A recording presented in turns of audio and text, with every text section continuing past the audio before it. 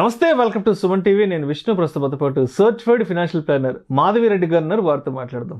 నమస్తే మాధవిరెడ్డి గారు. నమస్తే అండి. మాధవిరెడ్డి గారు, మొన్నటి బడ్జెట్లో ఇండెక్సేషన్ మీద కొంత మార్పులు చేర్పులు, కొన్ని డెవలప్మెంట్స్ తీసుకొచ్చారు కాబట్టి, అండ్ అంటే దాని యొక్క ప్రభావం ఇప్పుడు ఏ విధంగా ఉందంటారు మార్కెట్ పైన? కానీ సో దాని మీద చాలానే పార్లమెంట్ లో డిస్కషన్ అయితే జరుగుతుందండి. సో ఒక్కసారిగా ఇండెక్సైజేషన్ బెనిఫిట్ ఏదైతే ఉందో అది తీసేయడం చాలా చాలా నష్టపోతున్నారు. సో అది ఇండెక్సైజేషన్ బెనిఫిట్ అనేది యాజ్ ఇట్ ఈస్ గా ఉంచాలి. దీనివల్ల ఎవరైతే ఈ రియల్ ఎస్టేట్ లో ఒక 10 years 20 years లేదు అంటే మీ పేరెంట్స్ దగ్గర నుంచి మీకు ఒక 20 years తర్వాత ఉన్న ప్రాపర్టీ మీకు వచ్చింది అనుకోండి, దాన్ని మీరు అమ్మితే దాని మీద ట్యాక్స్ కట్టమంటున్నారు.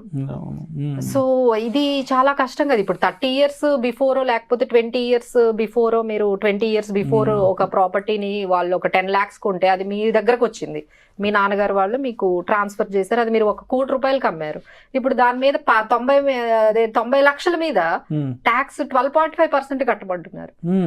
అంటే ఇండెక్సైజేషన్ బెనిఫిట్ అనేది అప్పుడు ఉండేదండి. దానివల్ల ఏంటంటే ఈ ఇన్ఫ్లేషన్ అడ్జస్ట్ అయ్యి ఓకే, ఏదైతే మీరు ఆ 10 lakhs ప్రాపర్టీ ఉందో, సో దాన్ని ఇండెక్సైజేషన్ బెనిఫిట్ తో ఒక 60 లక్షలు తీసుకొచ్చి మీరు అమ్మిన 1 crore మైనస్ 60 lakhs 40 lakhs మీద మాత్రమే మీరు ట్యాక్స్ కట్టేవారు. ఇప్పుడు ఏమంటున్నారు, ఇండెక్సైజేషన్ బెనిఫిట్ లేదు, మీరు డైరెక్ట్ గా ఎంతైతే మీరు 1 crore కి అమ్మారో వాళ్ళు మీ నాన్నగారి దగ్గర నుంచి ఏదైతే వచ్చిందో ఆ 10 lakhs తీసేసి ఆ 90 లక్షల మీద 12.5% కట్టున్నారు. బిఫోర్ అయితే 20% ఉండేది, ఇప్పుడు మీకు 12.5% కదా అంటున్నారండి. బట్ అది కూడా చాలా అసలు చాలా వరకు ఎక్కువ ట్యాక్స్ కే వెళ్ళిపోతుంది.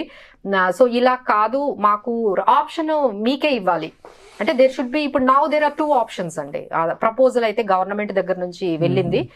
Government has propose, now there are 2 options are given to you. అంటే మీరు ఇండెక్సైజేషన్ బెనిఫిట్ కానీ తీసుకున్నట్లయితే 20% ట్యాక్స్ కట్టాలి. నాకు ఇండెక్సైజేషన్ బెనిఫిట్ వద్దు అంటే 12.5% కట్టాలి.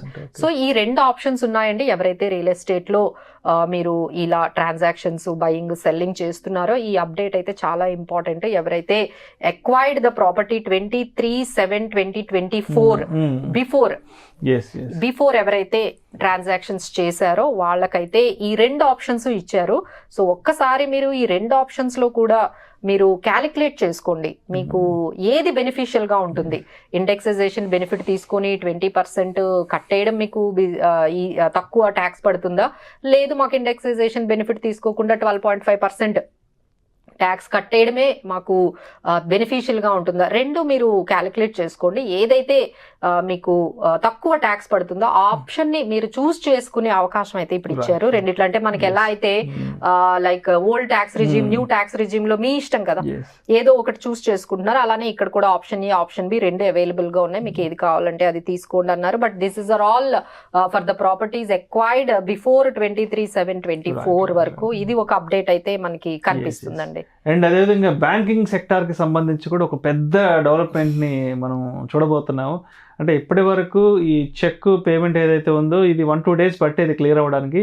బట్ ఇక్కడ నుంచి కొన్ని గంటల్లోనే ఈ చెక్ క్లియరెన్స్ రాబోతుందని కూడా చెక్కు సంబంధించి కూడా ఒక కొత్త ఫ్రేమ్వర్క్ తీసుకొచ్చారు. కాబట్టి ఏంటి అసలు ఆర్బీఐ శక్తిదాస్ గారు ఎప్పటి నుంచో చెప్తున్నారండి, ఈ బ్యాంకింగ్ లో ఏమవుతుందంటే లోన్స్ అనేవి పెరుగుతున్నాయి, బట్ దానికి తగ్గట్టుగా డిపాజిట్స్ లేవు. సో ఇది చాలా ప్రాబ్లం అవుతుంది, ఇంబ్యాలెన్స్ అయిపోతుంది. క్రెడిట్ గ్రోత్ పెరుగుతుంది, అక్కడేమో డిపాజిట్స్ ఏమో తగ్గిపోతున్నాయి.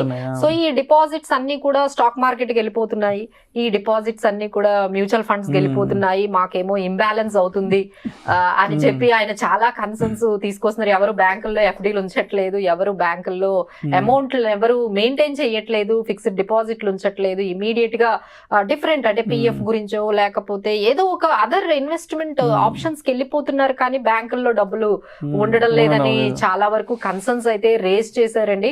సో దాని తగ్గట్టుగా చాలా చేంజెస్ కూడా ఈ బ్యాంకింగ్ ట్రాన్సాక్షన్స్ లో ఇంకొంచెం చేంజెస్ చేస్తే might people come to banking once again. మనం కూడా ఏదో ఒకటి చేయాలని పెనిట్రేషన్ ఉంటుంది అని చెప్పి కొన్ని ఈజీగా చేద్దామని అందులో ఫస్ట్ ది చెక్ క్లియరెన్స్ మీద చాలా ఇంపార్టెంట్ అప్డేట్ తీసుకొచ్చారండి. అప్పట్లో సిటీసీ ఏదైతే మనకి చెక్ క్లియరెన్స్ ఏదైతే పీరియడ్ ఉంటుందో అది మనకి 2 days పట్టేదండి. ఇప్పుడైతే అది ఫ్యూ అవర్స్ లో మనకి చెక్ క్లియరెన్స్ అనే ఆప్షన్ ని తీసుకొచ్చారు to make it more useful to all the people. దానికోసం అది ఎవరైతే బ్యాంక్ యూజర్స్ ఉన్నారో వాళ్ళకి బాగా ఈ చెక్ క్లియరెన్స్ బెనిఫిట్ అనేది మనకి యూజ్ అవుతుంది. ఆ తర్వాత యూపీఐ ట్రాన్సాక్షన్ లిమిట్ కూడా ఎవరైతే ట్యాక్సెస్ పే చేస్తారో అప్పుడు వాళ్ళకంతా 1 lakh ఉండేదండి, ఇప్పుడు అది 5 lakhs వరకు చేశారు. ఈ విధంగా బ్యాంకింగ్ లో కూడా చాలా చేంజెస్ తీసుకొస్తున్నారండి. ఇది కాకుండా మీకు ఒక బ్యాంక్ అకౌంట్ ఉందనుకోండి, మన నామినీని ఇప్పటి వరకు ఒక్కరినే పెట్టుకోవాల్సి వచ్చేది, ఇప్పుడు 4 nominees పెట్టుకోవచ్చు అంటున్నారు. So that is also one more updates. So many changes are coming from the banking related transactions లో కూడా చాలా వరకు చేంజెస్ ని తీసుకొస్తున్నారు to get more people in to the banking లోకి, మళ్ళీ కోర్ బ్యాంకింగ్ లోకి మనీ అంతా కూడా రావాలి అని కొంచెం ట్రాన్సాక్షన్స్ అన్ని చేయాలని చేస్తున్నారు. So these are all updates అండి. సో ఎవరైతే ఈ పర్టికులర్ సిచ్యువేషన్స్ లో ఉన్నారో వాళ్ళు ఒక్కసారి ఇది అప్డేట్ చేసుకుంటే బాగుంటుంది. Thank you so much Madhu Reddy గారు.